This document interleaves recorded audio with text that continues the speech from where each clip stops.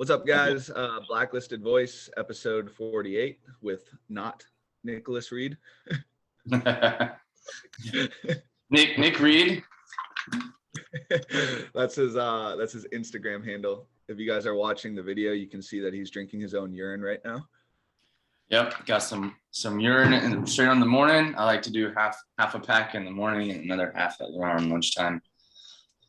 So you empty half your bladder in the morning into your shaker bottle, and then the other at lunchtime. That's how I do it. What is that? Is that like apple juice or something? It is no shit. It's a pomegranate, just powder, just because drinking water gets boring. So I like to buy, I don't know, like $2.50 drink sticks, and I just do half a pack in the morning in my water and then a half at lunch. Once I start training through the day, though, obviously it's pretty easy to consume water because you're not even really thinking about it. Your just body's like, I need water. So in the morning, when the first thing you wake up and you start to drink some water, like I need some help and encouragement. So I pop half a stick in my water, my shaker bottle. In boot camp, they yelled at us for our help and encouragement. Oh yeah. Yeah. Now I remember the exact same thing, like the forced drinking of water, you don't put your Gatorade stick or don't shotgun your Gatorade sticks, or you just take it straight to the dome with no water. You just open up the packet and down it. Can't do that. Gatorade sticks in boot camp? Yeah, or no, we didn't have Gatorade sticks till later. Until I got to my real unit. But I was about to say they had Sarah Sport, which is that rice-based hydration mix. Really, really gross stuff. Really gross stuff. But just to accelerate the hydration process. But of course, we didn't know what the shit we were doing. Like, do you drink one of those with the water canteen, or do you put 3 in there? But like I said, we didn't know what we were doing. We were just doing whatever the drill sergeants told us. Yeah, for sure. That's sweet. Okay, I want to try something new here. I have 20 questions. Oh boy. Questions. Okay. And I want to see how fast you can answer them. Most of them are just this or that. Okay. And we'll get to know you a little bit through this. Is that cool? Yeah. If this is the first time doing it, then there's no standards, so I don't have anything to worry about. Yeah, no standards. Yeah. So we're just gonna see how fast you can get through this. All right. Let's do it. Let's put a minute time cap on it though. Do I just say this or that? Yeah, I'm just gonna ask you the questions and you just answer them. Okay. All right, ready? Yep. Copenhagen or Grizzly? Copenhagen. Duvet or TP? TP. Veggie omelet or veggie burger? Neither. Dogecoin or Bitcoin? Bitcoin. Clean and jerk or snatch? Snatch. Matt Frazier or Rich Froning? Ooh, Matt Frazier. Mom or dad? Yeah, mom. TV or movie? Movie. Cheddar or Swiss cheese? Cheddar. What is the capital of North Carolina? That would be Richmond. Nope. Sorry, fuck me. Raleigh, my bad. There's an R. It's an R. Bacon or ham? Bacon. Sweet or salty? Sweet. Couch or recliner? Couch. Pancake or waffle? Pancake. Iced coffee or hot coffee? Hot coffee. Working alone or working in a team? Working on a team. Peeps or pineapple on pizza? Oh, gross. Peeps. Public restroom or hold it? Public restroom, brother. Android or iPhone? iPhone. Free lunch or free dessert? Free dessert. What is your biggest regret in life? I'm just kidding. That was already I was gonna say being born a boy. No, I'm kidding. Yeah, right. Hey, you can change that now. Yeah. That's a good one. Yeah, dude. I'm sorry. The capital of North Carolina is Raleigh. And it's 30 minutes north of me. And I went to Richmond, which is the capital of Virginia. So it just came out. I wrote that down. I'm like, this is definitely going to throw him off. But I have no idea what I'm gonna do if he doesn't know the answer to this. Yeah. I mean, I think it was 5 or 6 weeks ago. We're walking around. Oh, excuse me. It was Thanksgiving time. I'm walking around. My mom and dad are visiting. We're going to the North Carolina History Museum, and Yeah. off the cuff, I was like, "Man, it's so weird that Charlotte's the capital." And she's like, "You dumb bitch!" Like, no, it's it's Raleigh. I was like, Right. "That's why the Capitol building is literally right there." And I turned, it's right there. But embarrassing moment. I'm sorry. Whatever. Well, sweet. Yeah, let's tell us a little bit more about yourself if people couldn't gather from those questions. Yeah, sure. You want me to start from the beginning? Yeah, like day one, pop out of the womb. Like, did you get spanked came out of the womb, or were you just yeah, so I was born in Virginia, Lexington. My father was in the military for 34 years, so we moved plenty of times from the day I was born. I got an older brother. He's 18 months older than me. He's still in the military. We were both born in Virginia, Lexington, Virginia, like I said, and then we moved to Texas, to California, to Kansas, and then Washington State, and eventually Germany for 4 years.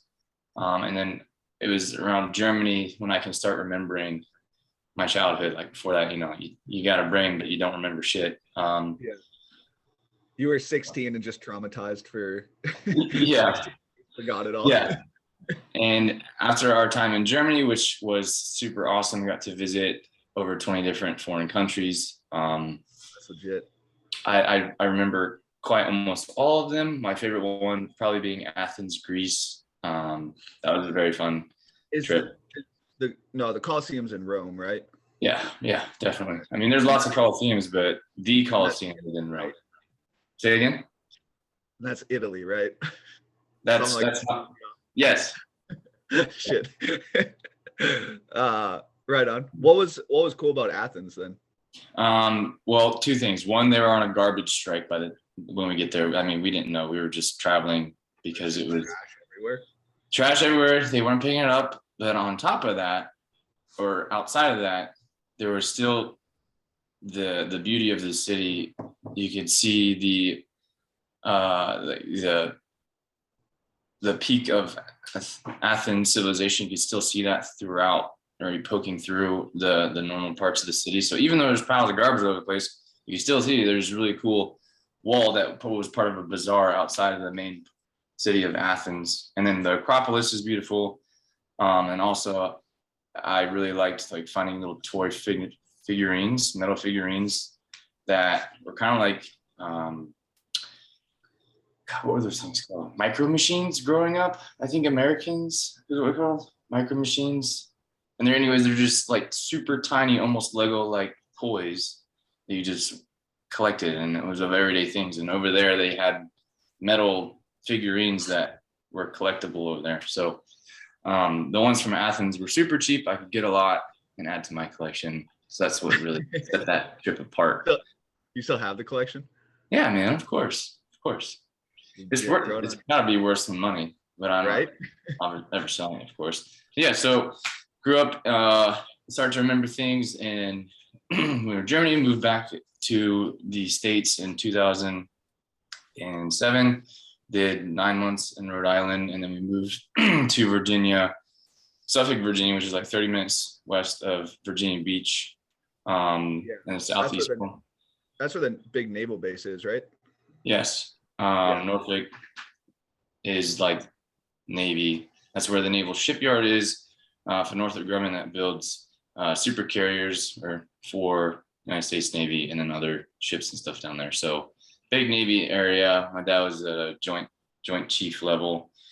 So Army guy working with Navy and Marine Corps guys. Like once they get to that top level of leadership, it doesn't really matter what branch you're from. You're all kind of just doing.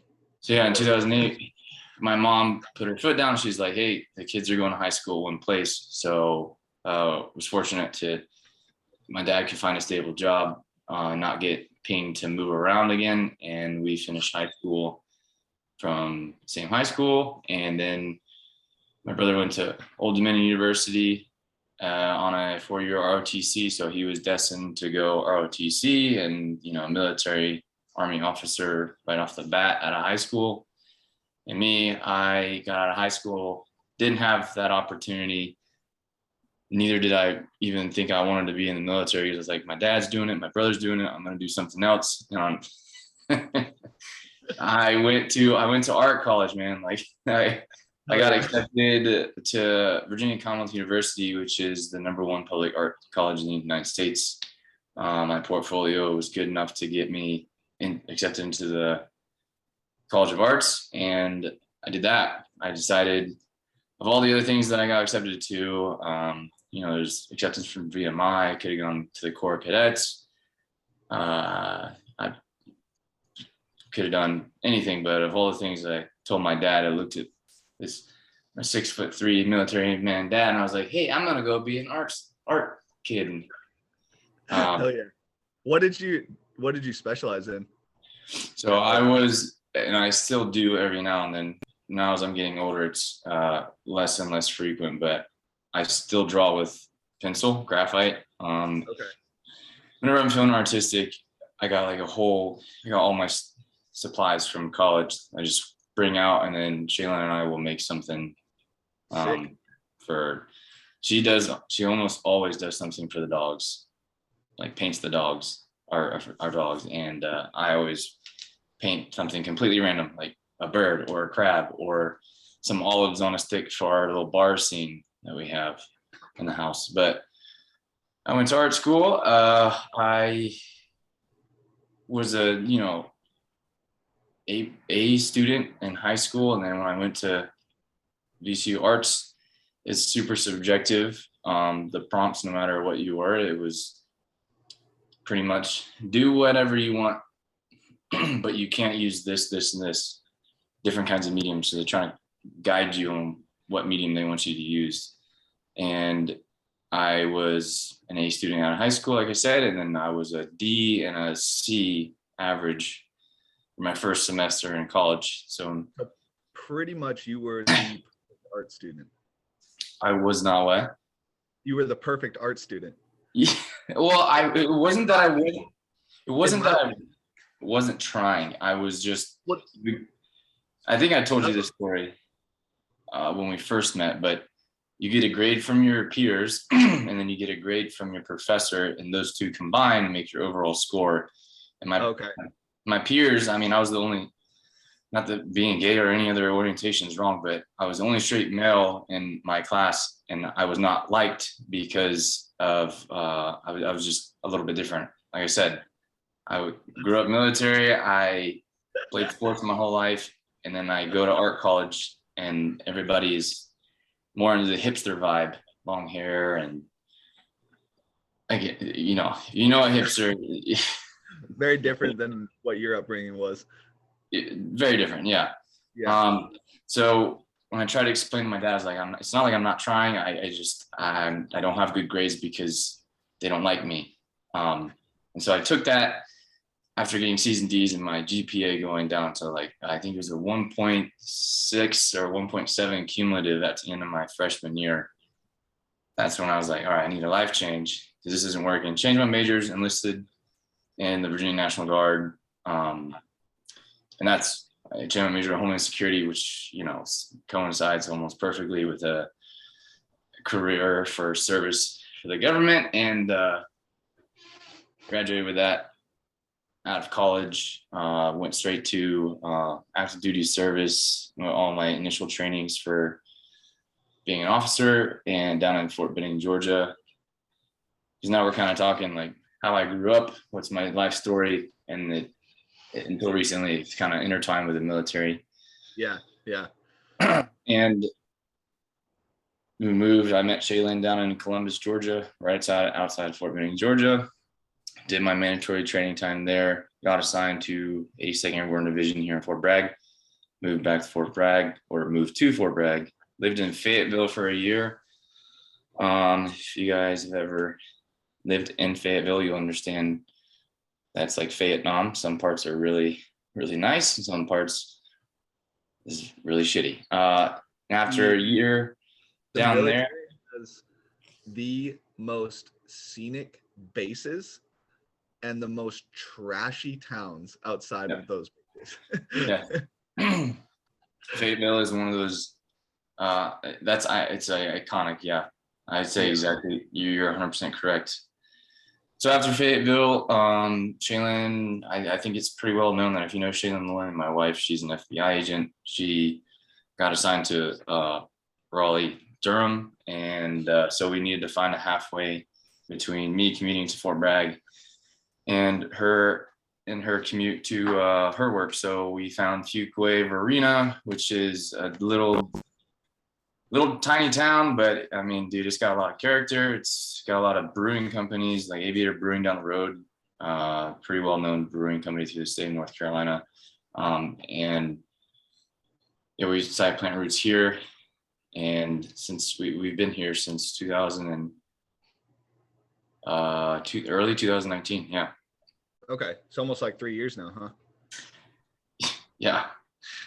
Yeah, we've been trying to buy a house, but you know the market is super inflated and overpriced right now, so we're continuing to rent. Yep. Right on. Well, cool. So when did you find CrossFit? I actually wrote down the answer to this quite a bit.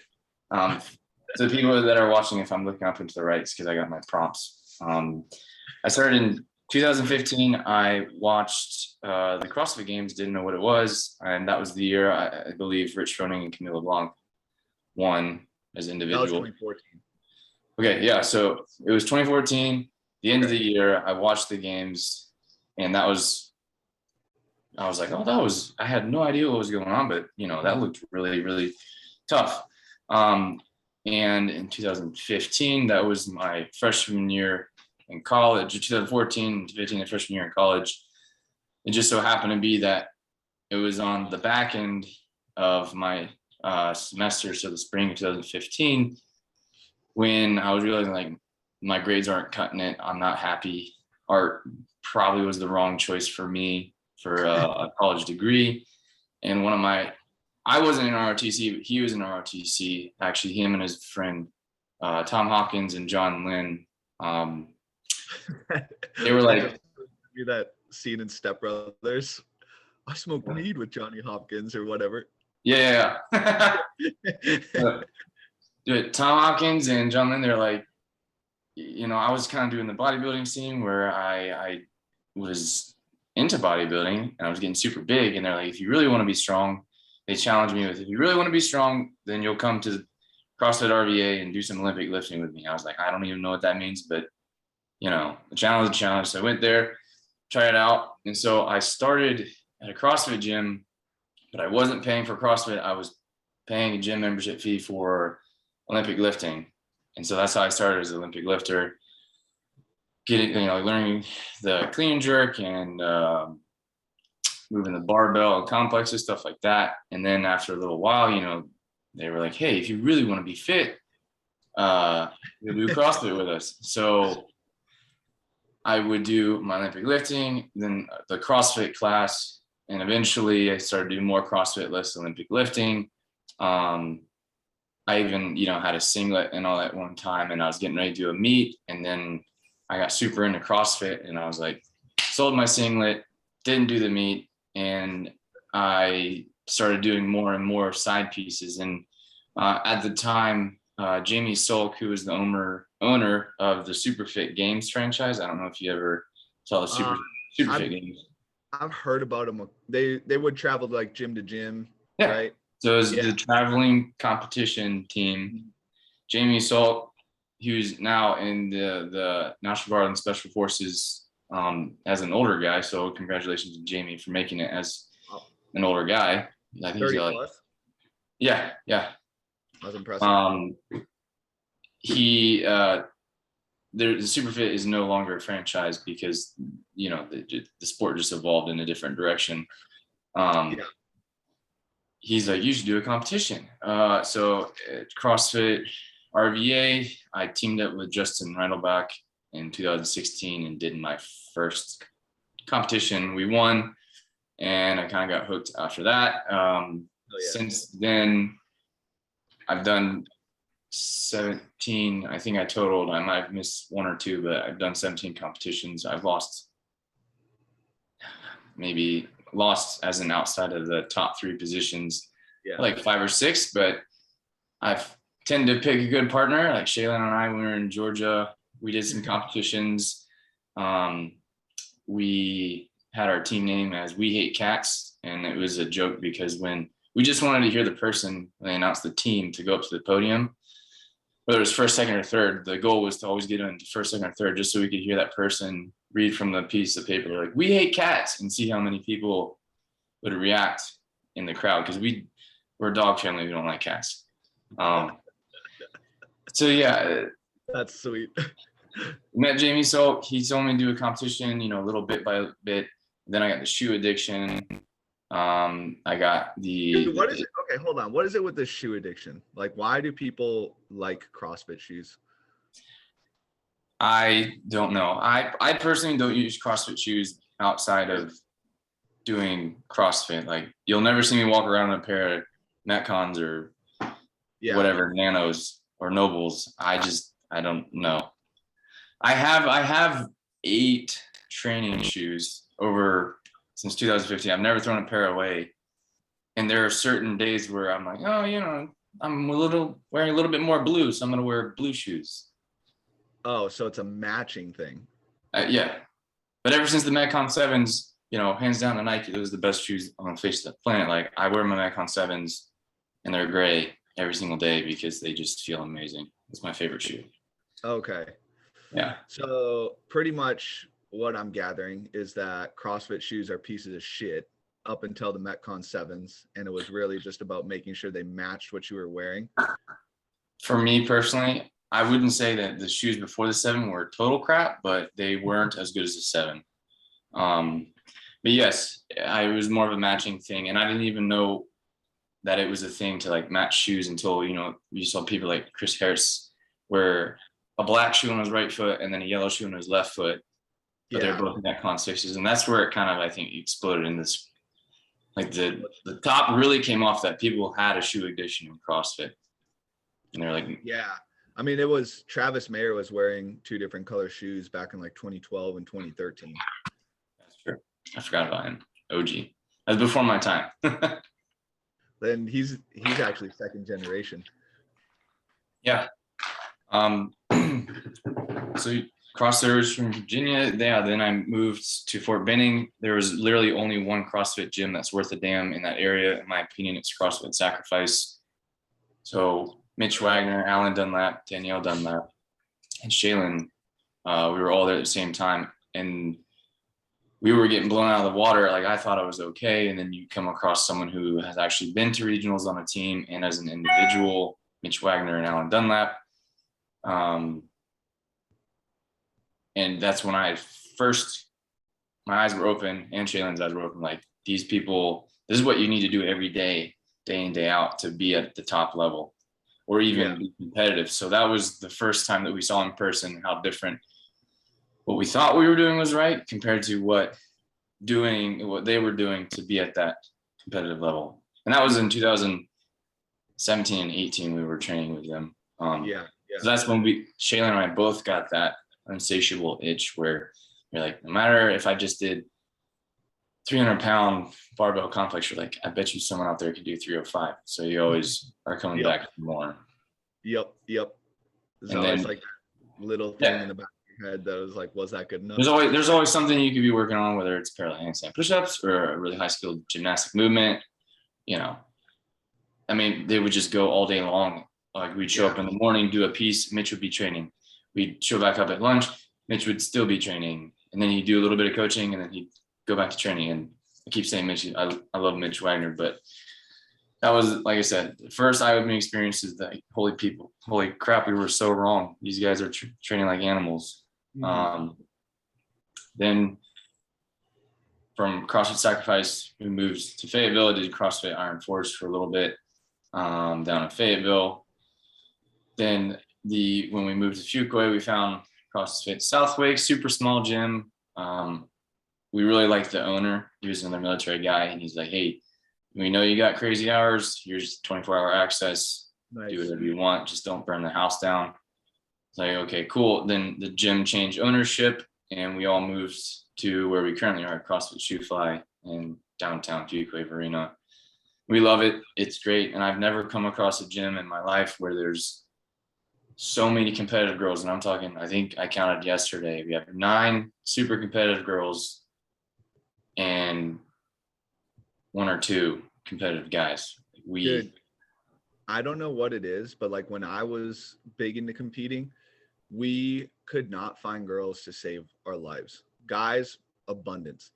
And it has like flip-flopped. Girls are in abundance and guys are like a dime, like girls are a dime a dozen right now, and guys are like in the woodworks. And there are so many dudes in Zurich because it's Fort Bragg. There's a high concentration of male population because of the unit here at the 82nd and 3rd group and all that stuff. They call it the mothership. But they are all doing, and they all like to do CrossFit or functional fitness to some capacity, but they can't do it at the level in which the sport is going to, where you need to have 2 days, multiple times a week, and you need to have time to recover and to eat and to sleep. Most importantly, sleep was my big thing when I was in. And so I have friends that are really good, but they just can't do it and maintain a military career because the sport is demanding so much. It's not that the job and the sport is not possible to be competitive. It's where the sport is going. You have to dedicate more and more time to be at that competitive level where the effort you put in is being rewarded by achievements. Whereas, you know what I mean? That balance. Yep. Yeah, so, for sure. That's where we are at CrossFit Shoe Fly. We have not too many, that you can have too many competitive athletes, but a lot of girl athletes, few guy athletes, and it's a great gym, and they're getting ready to expand into a bigger space. So we'll have even more gym members and more opportunity to grow as a gym in a space. That's legit. We're super happy. Yeah. So what do you feel like have some big takeaways were from the military that you can apply to like training and competing? I was gonna say don't be a bitch, but there are some times where Shaylin will look at me and she'll be like, "You're not that tough," and she's never rude about it, but when you answer that question, I was like, "Oh yeah, just don't be a bitch." Because life could always be worse. Because like there are times where I straight up, I'm being a bitch. There's another way to say it. And I always look back and I'm like, man, it seems like the military didn't teach me anything and it really did. But to answer that question right off the bat is the lessons I learned in the military train over that translation into training the most is that it could always be worse. And I think that's really true because we get stuck in this mindset where we're constantly comparing to ourselves to other athletes and their achievements and their opportunities that they may be experiencing. But you got to remember that we're fortunate enough to have a functioning body to be able to do the things that we can do. Because like not many people can honestly back squat or bench their body weight. And I think most competitive athletes these days can do that, but it's that body dysmorphia mentality where they see themselves and they're like, I'm not big enough, or I'm not a certain way of looking because person XYZ is doing this much more. So I think that the key takeaway from military and training is it could be worse, and to be thankful for the opportunity that, I can do a strict pull-up or a squat or, and it's not the most in the world and it's not the best in the world, but it's pretty good because at least I can do it. And I'm not trying to I'm just saying I'm thankful that I do get the opportunity to have a healthy body and to be fortunate enough to train for CrossFit competitively. Yeah, for sure. I think like for me personally, obviously everybody takes away different lessons from it, but I think one of the big things I learned was just like work ethic is where that was like something that I learned from the military, like going into CrossFit. And then oh, I just had something, I totally forgot it. Dang it. I hate when that happens. Work ethic and yep. We're just gonna go with work ethic for right now. okay. Yeah. Sounds good. Consistency. That was the other thing. Was how consistent you need to be on a daily basis for things. And like you can't like, you know, there's obviously you need to take rest days, but like you need to set up a consistent schedule for you to be able to, you know, perform to the best of your abilities. And so I think those are the two things, the two big takeaways that I had coming out of the military for competing. Yeah, consistency. That's another good one. Because you maybe not want to move for 30 minutes at 6:30 because it's dark and cold outside, but like, you know, you might not achieve much from that piece, but at least you're consistent moving. Yeah. Stuff like that. Yeah. I think for a lot of younger guys in the military, for soldiers that I led, they were so young that they were learning these life lessons of being disciplined and being consistent and being forced to wake up and salute the flag at 6:30 in the morning and then immediately do PT. And you know, no one likes doing PT, not even sergeant major, even though they say they do, but no one wants to be running in 40-degree weather or worse. You know, I feel sorry for the guys that are stationed in Alaska that there's always cold. But nobody in the Army enjoys PT. What's that? Nobody in the Army enjoys PT. That's true. I mean, some guys really did because that was their time to work out, and you know they got kids and a wife at home, and so maybe they don't get that opportunity. So I take that back. Some people really did look forward to those PT hours, but for me personally, I didn't like that. I was always expected to do PT for 2 hours as prescription. And I was like, well, what if I don't need to do 2 hours a day? What if I only needed 30 minutes? Yeah. Because I had trained outside. They're like, well, if we didn't see you PT, you didn't PT.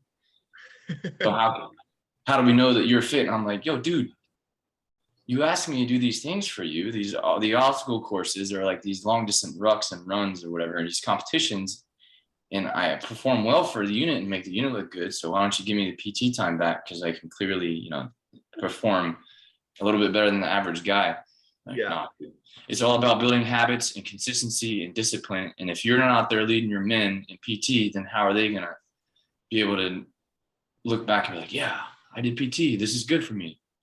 So I understand where they're going with, but building that consistency for the really young guys, which is the reason why I didn't fight back too much, is because like some of these 18, 19-year-olds legitimately don't know what discipline means. And that's building consistency. And like I said, being up at 6:30 when you don't want to and doing stupid things like army push-ups and running and sit-up drills that no one wants to do, but you're still doing it. And that's the life lesson that they're still in the unit, and they still need to do that stuff. But it's consistency. It's a good lesson. Yeah, I was one of those 18, 19-year-old kids. I didn't know. Yeah.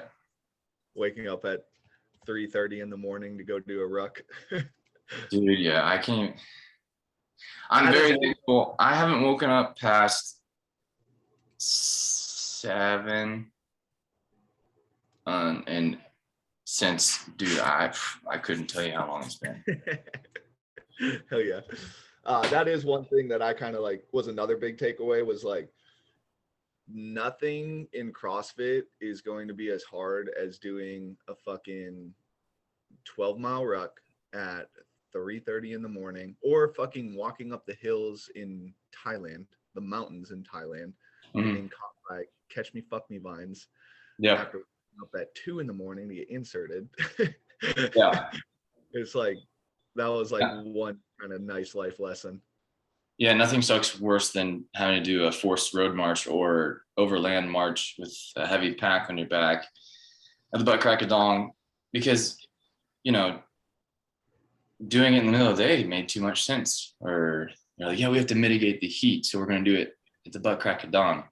Yep. So the people aren't sleeping, and then that's a whole nother world of, oh shit. But yeah, forced march, for those that are listening, forced marches in the military aren't fun, and they are the same in the Marine Corps and the Army. If you think you're going to want because one's going to do less, it's like, no, Marines march just as much as the Army does. Yeah. Besides the Navy doesn't do shit. And depending on where you go, we used to have like our PT was like ruck marches. Runs. And they're like, all right, you guys got 4 miles. And everyone at the start line's like, yeah, probably just gonna, try and cruise in at a 4 mile per hour pace, take it a little bit easier. Like, all right, 3, 2, 1, go. Everybody's sprinting. Yeah. Like, there's that pack mentality. What'd you say? That pack mentality is like, if your buddy's doing it, then you're probably doing it because everybody else around you's already doing it. Yeah, and nobody wants to fucking lose or look like a fucking bitch. So yeah. We're also I was an infantry guys, and same as Kyle. So you had your own set of skills. I was an officer with my own set of skills, but at the end of the day, we were the quote unquote ground pounders, meaning where the metal meets the meat. That was what our job was training to do, to be those guys in the ground. Be a fucking hard ass. Yeah, which it's a ass backwards mentality, because it's the way that the military brings you up. It's, you got to be tough. You can never show signs of weakness. You really don't need water. That's a damn lie. We were actually never taught that. Well, no one has said like you don't need water, but they're like, if you drink your water in a ruck, that means your ruck weighs less. Therefore, you did your ruck march with less weight on your back. And someone said that to me, like a senior NCO, and I'm sitting there and I'm like, okay, first of all, like, I may be 23 years old, but I know that is stupid. And so we had a company commander one time at the end of an NTC in a training center in California, rotation, long overnight movement. And he told his entire company of like 200 plus soldiers to put your canteens and your Camelback at the bottom of your ruck so you wouldn't drink it, so that when you got to where you needed to go, you could then have some water. No shit, that's a real story. And those listening that might be thinking of joining the military, there are some fucking special human beings that exist in the military. You're not supposed to do that. You just drink your water. But that's so fucking stupid. Sorry. No, you're 100% right. It is stupid. But next question. I think I kind of nailed that one. Yeah. Okay, you wanted to talk about Sarms. Yeah. In my relation or my experience to what I experienced, or how frequent this conversation of Sarms came up for my time in the military. I don't think I said, but I did my active duty time from 2017 until September of this year. And prior to that, I did 2 years of enlisted service. But yeah, throughout that time, I think even in my National Guard unit in Virginia, I'll just keep names out of it, but I can remember their names. The people that would say like, hey, you're a young strapping guy who has a lot of aspirations. Why don't you take some PEDs, some Sarms, and some stuff to make you bigger and faster and stronger? The temptation was always there, but I was fortunate enough to have a brain and be like, well, I really don't know what I'm putting in my body, so it might not be the best thing. So I didn't ever, like I said, like the temptation was always there. I had friends in ROTC. I had friends in my National Guard drilling unit that were actively doing SARMs and or different kinds of steroids, performance enhancing drugs, whether they were pinning in themselves or they were getting someone else to do it for them, or they were just taking them in a powder form or a pill form, or the under the tongue, the intralingual tongue technique. But the thought process and what I can say about what I was exposed to in the military was, if your job expectation was to close with, engage, and destroy the enemies of the United States of America, that's not a job description. I'm just saying as a summary of, if that is what your job expectation was, and it was of mine as an infantryman, not that we were actively deploying to a war zone, although Iraq and Afghanistan in 2015, 16 were still popping off, and they were still kinetic areas of the world. What I'm saying all that is I wasn't actively going to seek a conflict. We were always training. We were always in the mindset that it could always happen. So why not be the biggest, baddest, strongest version of yourself? Yeah. So I had squad leaders and team leaders that were big and juicy, and they were like, "Hey, you should do this, Nick." And I always politely either one lied and said, "Yeah, I'm on it," or two, declined, because sometimes it's easier to just say, "Yeah, I'm doing it," and they'll leave you alone, even though you might not be. And especially, so we saw it a little bit in National Guard. I had some bodybuilding friends that were in college, even doing CrossFit, even CrossFit friends that were doing it. They would tell me, I never obviously ever saw them, but they would say like, "Oh yeah, this one's good for strength," or "This one's good for performance or cardiovascular endurance gains. This one's good for leaning out." I think more bodybuilding world, they were like doing the leaning out stack, or whatever. And then coming on to active duty, I know a lot of people that are still on it, have asked me for advice as if I was a subject matter expert, and have inquired about the pros and cons of it. And I always, there's a balance. Like, it's illegal to do performance enhancing drugs and uniform Even service. in the military, it's illegal. Like, despite you needing or wanting or whatever, like, your job description is to like be harder to kill and be better at killing people. So in theory, performance enhancing drugs would do that for you. But even in the military, like, it's still illegal to do those things. Yes, it's very illegal. And I'm sure there are some communities that it gets brushed or looked the other way, but and you and I know what those communities are. And if I was in that community, I'm trying to think how Shaylin's going to react if I answer this honestly, if she listens to this. If I was in that community, I wouldn't think twice about the repercussions of taking those performance enhancing drugs, because the expectation is higher because you are at that higher echelon and there's less people around to choose from to do that harder job. I mean, so, I would be, obviously I have not been involved in those communities, nor have I been a part of them. I know very few people that have, but I would be shocked if that was not kind of like a unspoken standard in them. Yeah. I know people that were a certain weight and they were smaller and lean because they were all natural. And then they got to those communities, and then I saw them 6 to 8 months later. There's some big boys. And I was like, sees that you drank the Kool-Aid, as a figure of speech. But yeah,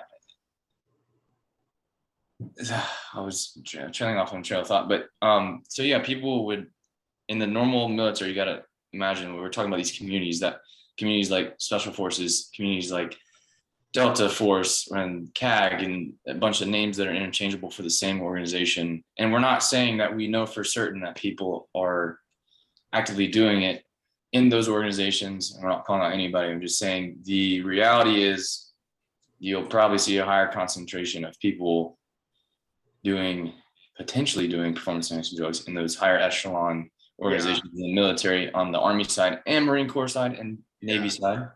I mean, there's definitely like some freak human beings that probably aren't. Like this Yes. book, what is it? Goggins? The Men, the Mission, and Myself. Yeah. I don't know. The Men, the Mission, Myself. Like that guy was a keg operator back in the early 90s, back when there wasn't really any drugs. I mean, they were starting to come on the scene, I should say. Yeah. And like some of the shit that he would do was impressive. Like that book was super impressive. So like there's obviously some just genetic specimens that exist that are going to be, you know, like they'll be able to operate at that level without the use of those. But I mean, I know some pretty impressive human beings that like they were on their last leg going through selection, and if they had somehow made it, like there's a possibility that they would have just been broken trying to do any of that stuff once they made it through selection. But like yeah, so who knows? I don't know. Yeah, I was gonna finish the question by saying like in the National Guard, which, you know, they drill once a weekend for your National Guard obligations or reserve obligations. I saw it then, and then in active duty, I saw it even more. And what we're saying is in the even higher tiers of the combat services and across the military, there is a higher probability or higher chance that you have more people doing performance enhancing drugs. Like I said, I think there's a aspect where I think it's like if your expectation is to be at that higher level, then why wouldn't you? If it means if it's a life or death situation. Yeah. Now, if you're trying to compete in a sport where it's supposed to be an even playing field, that's where you see obviously it's really good to have in place the ability to detect performance enhancing drugs, because you don't want that. I think then it becomes more of an ethical question. Like, hey, this is a sport, it's for fun, it's not a life or death situation. Like there are rules around what we're trying to accomplish in this sport. You're blatantly ignoring those rules or breaking those rules or whatever to get, you know, an edge up on the competition, which I think then you start to come into like an ethical question. But I think it's pretty different for like the military, if that makes sense. Yeah. No one, let's just say this, even though it's illegal to do it in service, people still did it. They wouldn't get caught. They didn't get caught. You knew they were on it, but it doesn't matter, shake your head, walk away kind of thing, because no one cared how big or how strong or how fast or how many drugs someone was on, as long as they were meeting or exceeding the standard. Like there was no questions asked.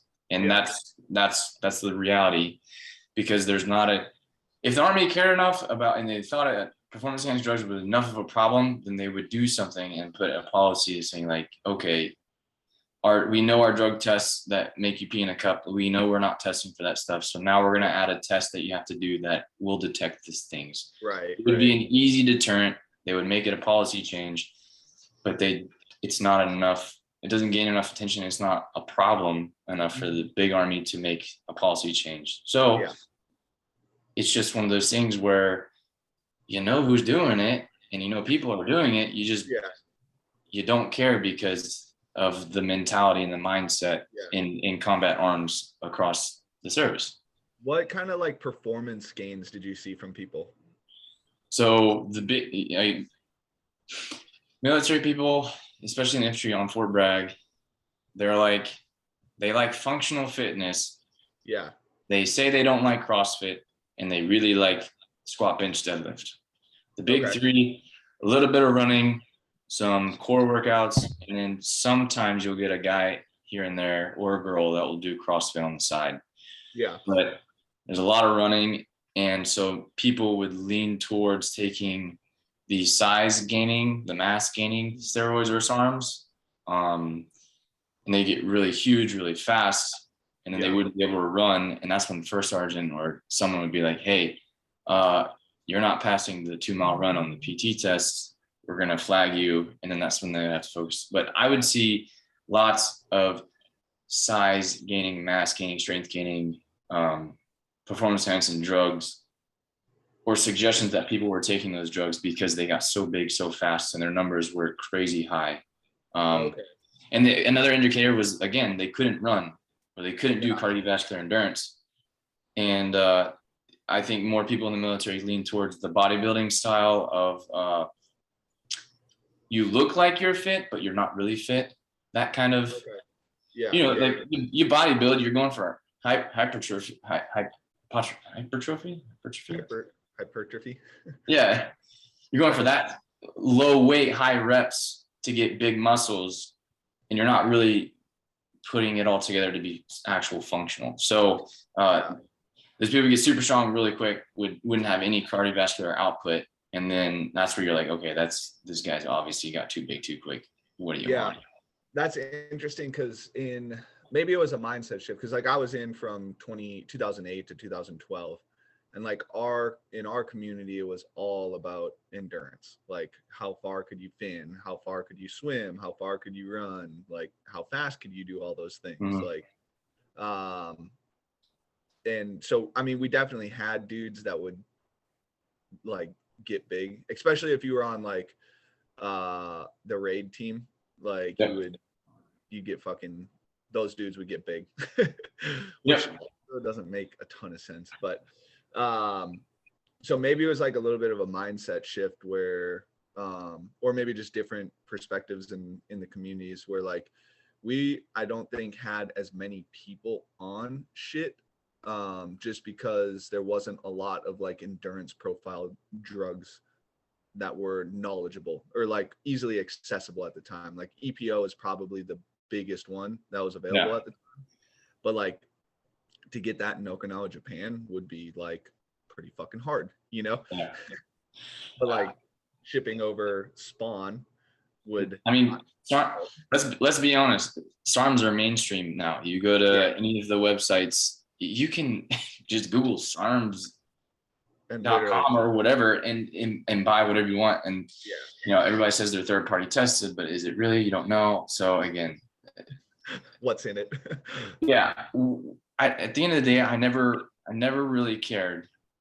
And maybe this is a bad thing to say, but I'll be honest, I never really cared who was doing it. Because it was their life choice. And I only cared if it impeded their ability to do their job. And I think that, like I said earlier, is the mentality around performance enhancing drugs and combat arms in the military. It's like if he's getting better and he's doing what you want him to do and he's a good soldier, doesn't matter. And that's obviously pros and cons. There's pros with that, cons with it. People listening who are maybe a little bit more liberal will be like, well, that's completely wrong. Like you might be right, but at the time, our job was to always prepare for us going somewhere in the world and needing to be the people that came home. Matter, dude, basically. So that meant it's like one of those things you just put into different perspectives. Like you got to understand, like if that's what you do, you're 18 years old, you wake up, you do PT with these people that are huge and they're faster and they're stronger, and you want to be like them because you live in a barracks room and you see them every single day, and then you hang out with your other military friends that are stuck in the barracks, and again, you're 18 years old, you have no life experience, and this is all that you see. It's super easy to get sucked into that.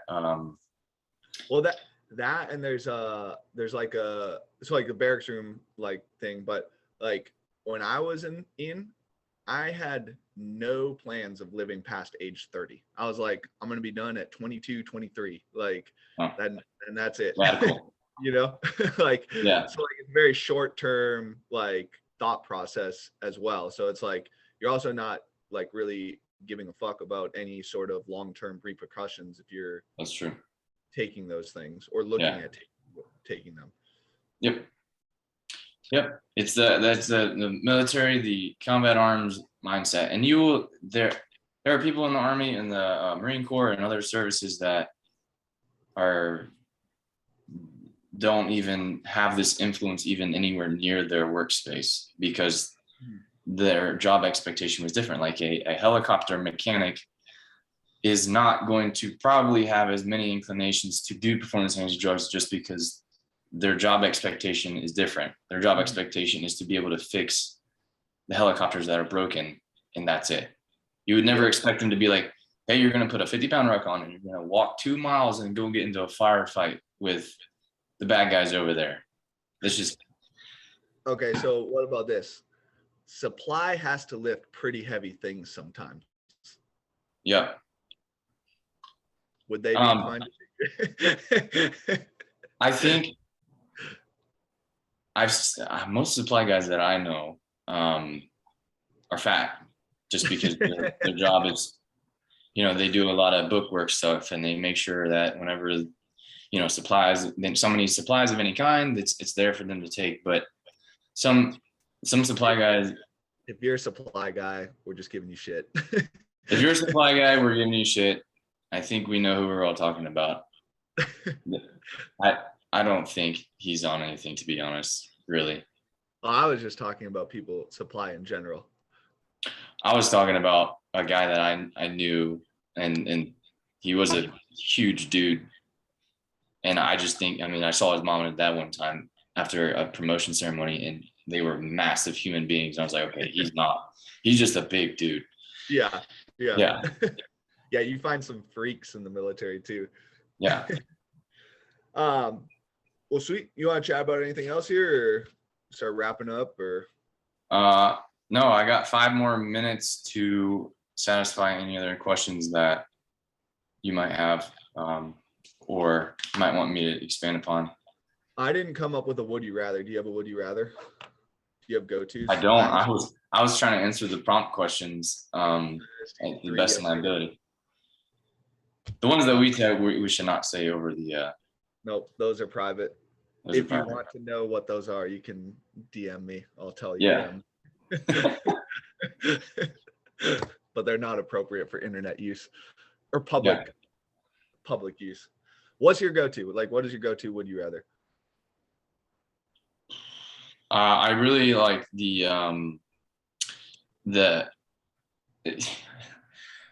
first weekend, or like it was the second weekend on Sheila, we were out in public, and I asked her, like, would you rather have a shotgun right now to fight off the zombies, or would you rather have an assault rifle right now? And she was like, she played along, it was a good sport, but now looking back, she always tells how much she hated that. Would you rather have a shotgun or an assault rifle, or would you rather hide in that building and you just point around a building in public, or that building and really in public, and why?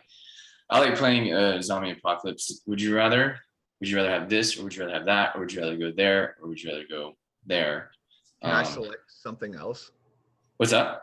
Can I select something else other than an AR or? Yeah, whatever the would you rather in public. Like you said, when we go out into public, I do this to her. I'm like, would you rather have a chainsaw or an axe right now? Okay, have you ever read World War Z? Not the book. I've seen the movie. I didn't know it was a book until I saw the movie. You gotta read the book. The book lays it all out. All zombie apocalypse shit has gotten it way wrong. It's 22. You mean them being sprinters? Because if they're sprinters, I'm done. Like, that's, dude, they are moving so fast. How to fight them is off. Like a shotgun, you have 8 shells, right? But zombie amass in hundreds of thousands. Sure. Whereas like a 22, you can carry 100 rounds in a magazine pretty easily. And all you have to do is make sure that you're hitting them in the tee box. Yeah.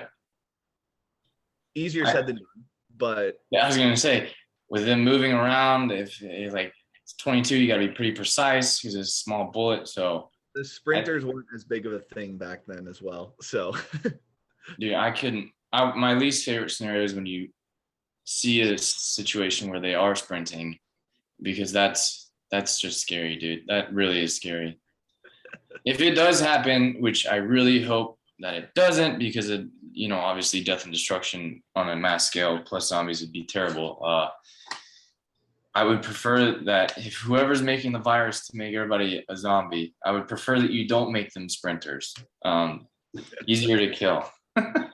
Well, I think we all thought COVID was going to be that, and it wasn't. So maybe I had a conversation with Nick Martin the other day about how World War III would start And it was because we were talking about gas prices and Omicron and everything being inflated right now. And we were talking like the first wave of World War III attacks would be a cyber warfare attack, disrupt infrastructure, create chaos in the target designated country, and then maybe an indirect strike. That being said, indirect is, you know, the missile strikes. Because he was talking about like, you know, if you would live, where would you live? And I was like, I would live far away from Washington, D.C., Atlanta, Georgia, and New York City. Antarctica.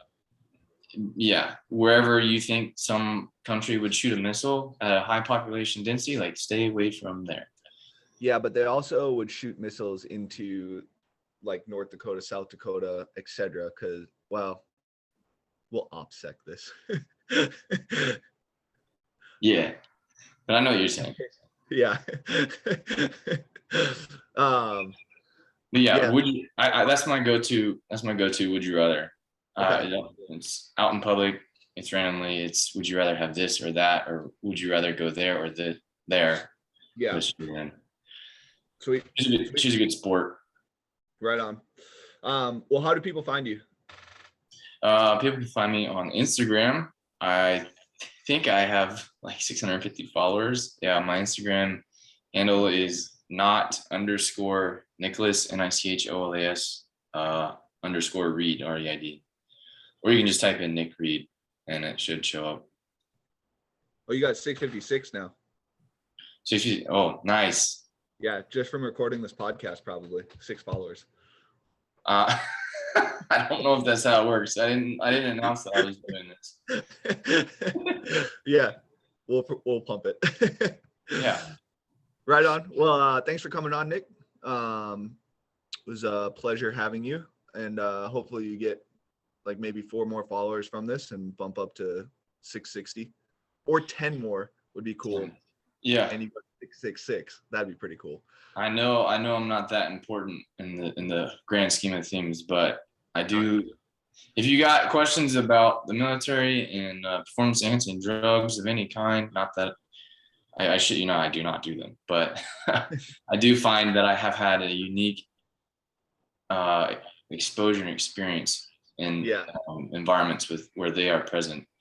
Sure. But yeah, just DM me or reach out another way. I don't really know how else you'd reach out, but yeah, just DM me. Yeah. Right on. Well, thanks for coming on. Thanks for listening, guys.